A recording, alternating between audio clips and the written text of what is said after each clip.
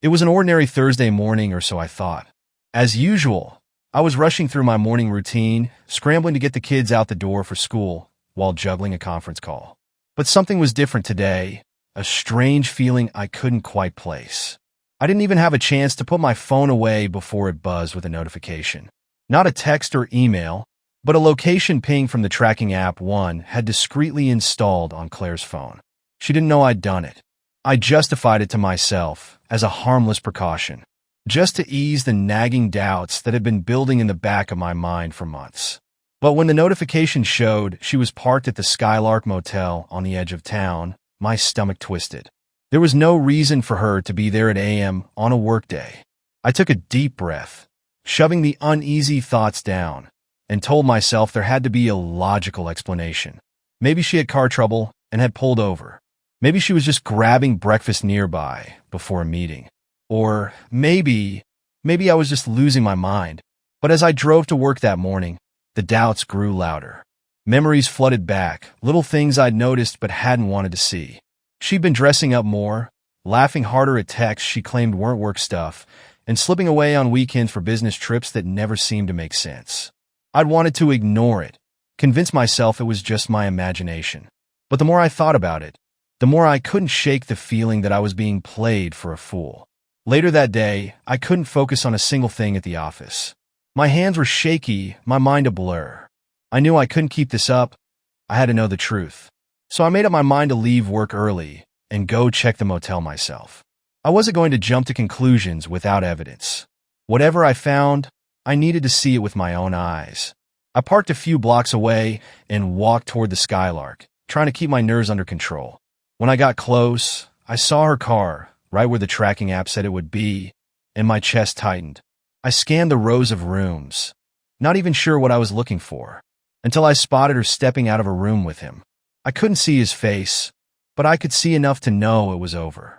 She was standing close to him, laughing in that way she used to with me, and they didn't even see me watching. I knew right then that I couldn't walk away quietly. The drive home was a blur. My mind raced between rage and disbelief, my knuckles white as I gripped the steering wheel. How had it come to this? All those years together, everything we'd built, every moment we'd shared, and she'd just thrown it all away for some thrill at a motel.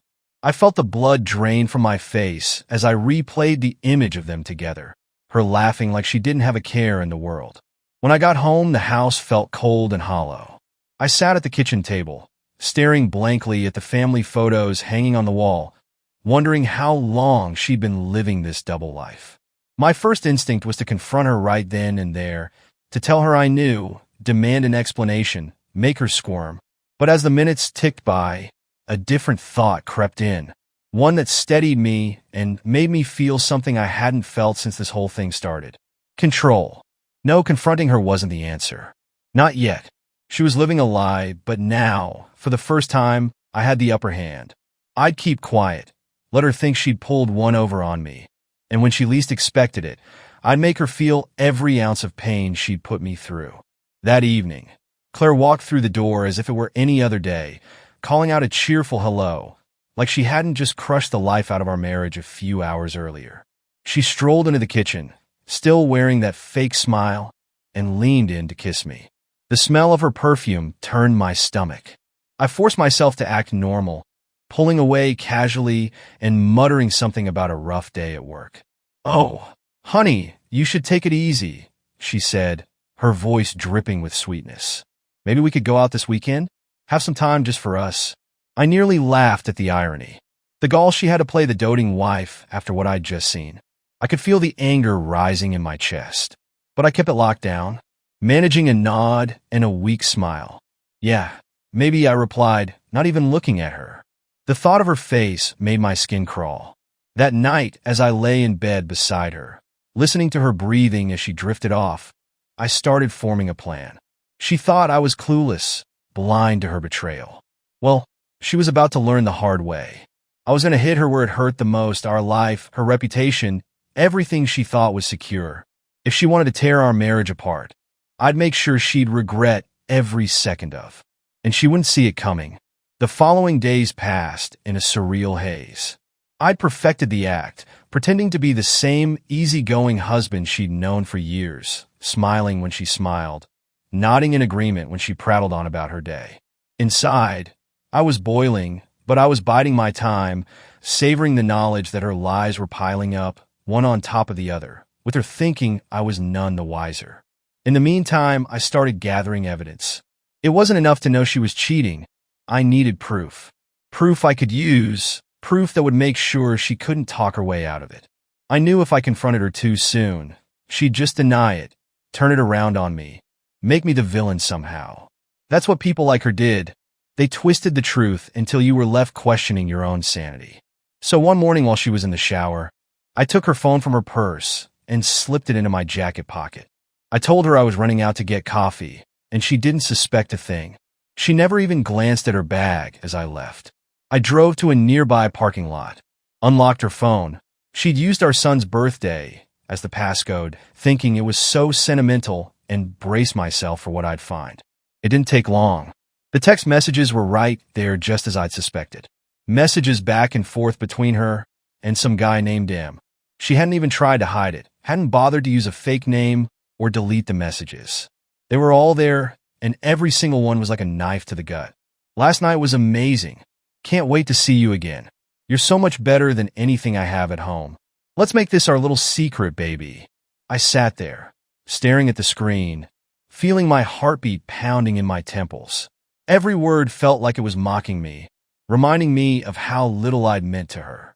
But I kept scrolling, screenshotting every message, every photo she'd sent.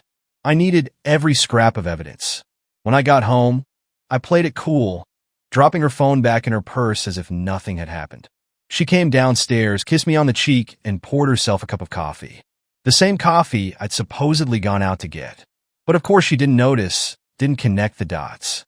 She was so wrapped up in her little fantasy with this M guy that she never even thought to look closer. Later that night, I transferred the screenshots to my laptop, carefully organizing them by date, saving every single one in a folder labeled evidence. As I went through the texts, I noticed her tone, how she seemed happier, more excited with him than she'd been with me in years. It stung, but it also fueled my resolve. She thought she was untouchable, that she could keep lying to my face and walk away unscathed. The next part of my plan was going to be a little trickier, but it was necessary. I reached out to a friend of mine, Adam, who worked in IT. I told him I needed help setting up some security cameras in the house. For safety, I'd said in a way that he wouldn't question. I just wanted to keep an eye on things, especially since our son was getting older and starting to stay home alone after school. Adam didn't need to know the real reason, and he didn't ask. Within days, I had 2 cameras installed. One in the living room and another in the hallway upstairs, both discreet, nearly impossible to notice. They recorded everything directly to a cloud account I'd set up. This way, if him ever showed his face in my house, I'd have visual proof of his betrayal as well. I wasn't just out to get revenge. I was out to ensure she wouldn't just lose me. I was going to make sure she'd lose her entire facade, the life she thought she could hide behind. She wanted to play games? Fine. But I was going to be the one who wrote the rules. The days turned into weeks, and I continued the charade, letting her believe I was none the wiser. I played the role perfectly, slipping back into our routine so seamlessly that Claire didn't notice a thing. She was busy after all, living her double life, meeting up with M in cheap motels and sending flirty messages that would make anyone's stomach turn. Every time I'd catch her smiling at her phone, laughing quietly at some private joke, it only fueled the fire inside me. The cameras were working like a charm. I'd get alerts on my phone whenever there was motion in the living room or hallway, and I'd check the footage. Most of the time, it was nothing, just Claire moving around the house, going about her day. But every now and then, I'd catch something. Her talking on the phone in a low voice, her tone soft and conspiratorial, the kind of voice she hadn't used with me in years. Those little glimpses only confirmed what I already knew. She was comfortable in her deception, too comfortable. And I knew it was time to take things a step further. One night after she'd gone to bed, I slipped down to the garage and made a few phone calls. The first was to a divorce lawyer, a smart, shrewd woman named Jennifer I'd been recommended. She specialized in cases like mine and assured me that with the evidence I'd gathered, we'd have no trouble in court. She was blunt, confident, and she didn't sugarcoat anything. Jennifer let me know what my options were and outlined exactly how we could proceed to protect my assets, ensure custody of our son, and make Claire pay for every betrayal. She was, in a word, ruthless, just what I needed. After that call, I reached out to my buddy Mark, someone I'd known since high school and one of the few people I trusted. He was the type to stay level-headed and was good at keeping secrets. I explained the situation to him, leaving out none of the ugly details. Mark listened without interrupting, his anger growing with every word. "So, what's the plan?" he asked after I'd finished, his voice tense. "Simple," I replied. "I need someone on standby.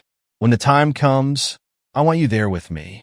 We're going to make this as clean as possible, but I want witnesses, and I want Claire to know that I'm not alone in this."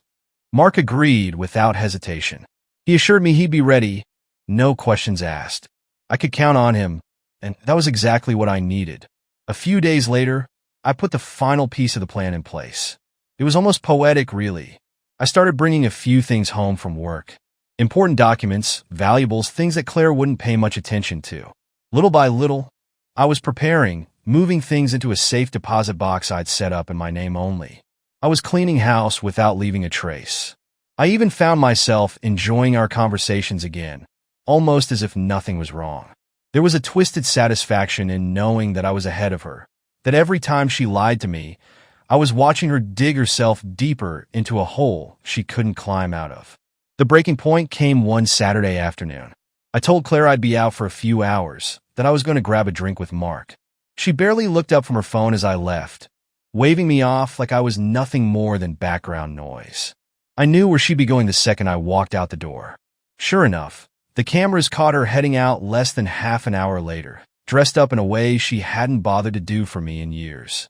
Watching the footage of her slipping out of the house, a sneaky, satisfied smile on her face, was the final straw. That was it. I was done. I called Mark from the road and told him to be ready. We were bringing this to an end. By the time I got back to the house that evening, I'd crafted the perfect setup. Claire had no idea what was coming, and I'd made sure of it. The cameras had captured her leaving for her rendezvous, her smug little smile as she waltzed out of our home like she had nothing to hide. Well, tonight was going to change that. When I walked through the door, Claire was already back, lounging on the couch, scrolling through her phone. She looked up and gave me a smile, a warm, genuine smile like she was actually happy to see me. It was surreal watching her act so casually, so innocently after everything I knew. "Hey, honey," she said, setting her phone aside. "Did you have a good time with Mark?" I held her gaze for a long moment, forcing a smile. "Yeah, we had a good time. You?" She shrugged, barely meeting my eyes. "Oh, just a quiet day. Caught up on some work, did some reading." Her lies rolled out effortlessly, like she'd rehearsed them 1,000 times. It was sickening. "Glad to hear it," I replied, my voice even careful. "By the way, Mark's coming over in a bit." He left his jacket at the bar. Her face tightened for a split second, just enough for me to catch. "Oh, whoa. That's fine. I'll just be upstairs. I'm actually a little tired." She stood up, avoiding my eyes as she started to head to the stairs, but I wasn't about to let her slip away that easily.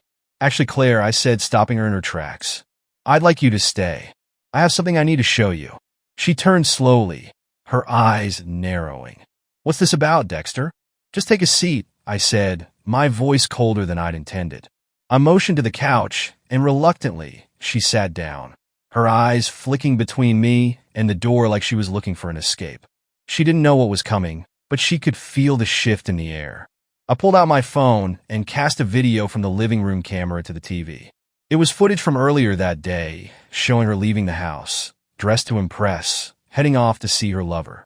Her face went pale, her mouth opening in shock as she watched herself on the screen. She started to stammer, "Dexter, this isn't." I held up a hand, cutting her off. "Save it, Claire. You and I both know what this is. I've known for weeks, months maybe. I have texts, I have photos, I even know the motel you've been sneaking off to with this guy." I let the weight of my words sink in, watching the horror settle over her face. "Dexter, I can explain," she managed to whisper, her voice trembling. Explain? I repeated the word bitter in my mouth. Explain what? That you've been lying to my face every day while you run around with him? That you thought you could just keep me in the dark forever? The front door creaked open, and Mark walked in right on cue. Claire's eyes widened, and she looked from me to him, panicked.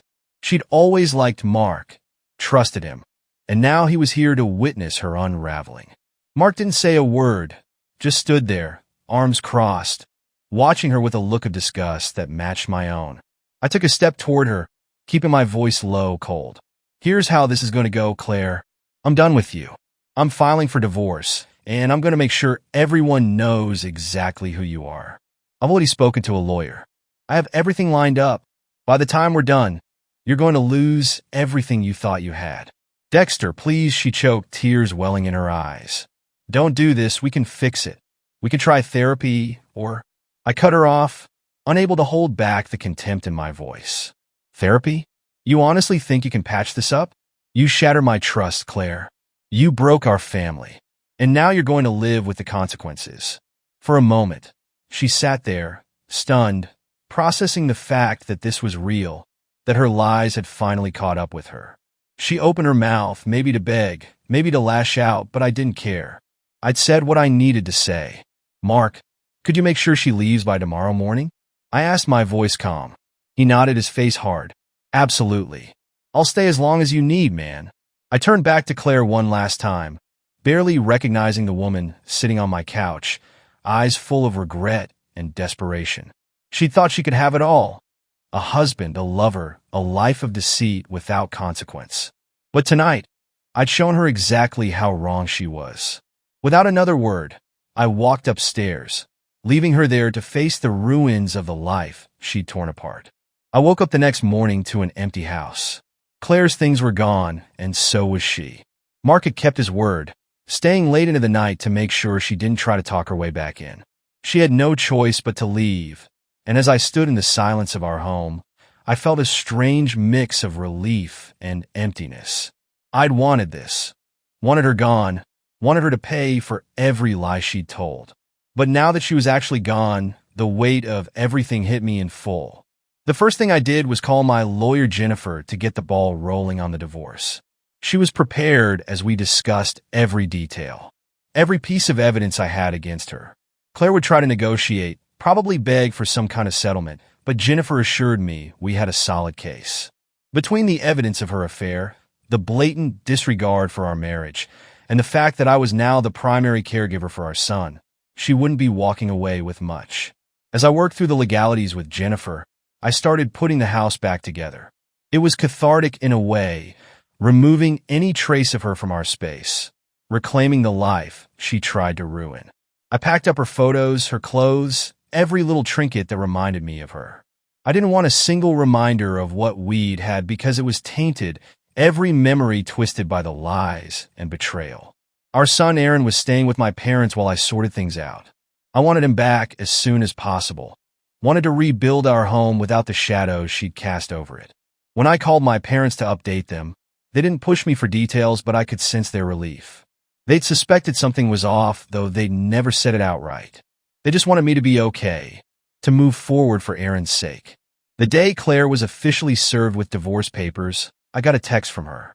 It was long and desperate, full of apologies and excuses, the kind of message that might have once softened me. She wrote about how sorry she was, how she'd lost herself and made mistakes, but still loved me and wanted another chance. She pleaded for us to work it out for Aaron's sake, saying she was willing to do anything to make it right. But I'd made my decision. I knew who she was now, knew what she was capable of, and I couldn't let myself be pulled back into her web of lies. So I did the only thing I could. I ignored her. I didn't respond to the text. I didn't answer her calls. She had made her choices, and I had made mine. There was no going back. A week passed, and the reality of my new life began to settle in. I started spending more time with Aaron, focusing on being the best father I could be. We took trips to the park, played video games, went out for ice cream on weekends. He didn't ask too many questions, but he knew something was different, that Mom wasn't coming back. I told him only what he needed to know, that sometimes people make choices that hurt others, but that I would always be there for him. That no matter what, he'd always have me. One evening, after I'd tucked Aaron into bed, I sat outside on the porch, letting the quiet of the night wash over me. It felt strange, knowing that the anger that had driven me was gone. I'd exacted my revenge, taken my stand, and now I was free.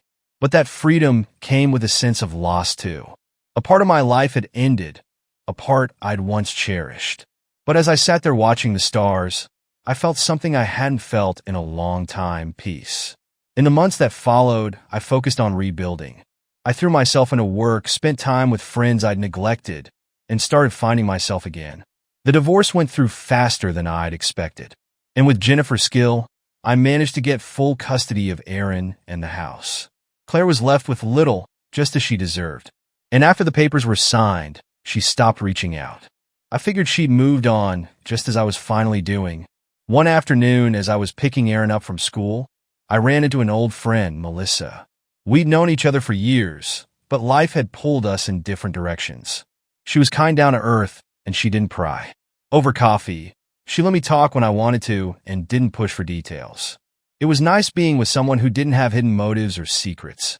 Slowly, our coffee dates turned into something more, and I found myself feeling something I hadn't expected: hope. As the seasons changed, I felt the past falling away like a heavy coat I no longer needed. Life wasn't perfect, and the scars from Claire's betrayal would never fully fade, but I had a second chance. A chance to rebuild, to be happy, to raise my son with integrity and love. One night, as I tucked Aaron in, he looked up at me and smiled. "Are you happy, Dad?" he asked, his voice small but curious. I thought about it for a moment, then nodded. "Yeah, buddy?" I said, ruffling his hair. "I really am." And for the first time in a long time, I knew it was true.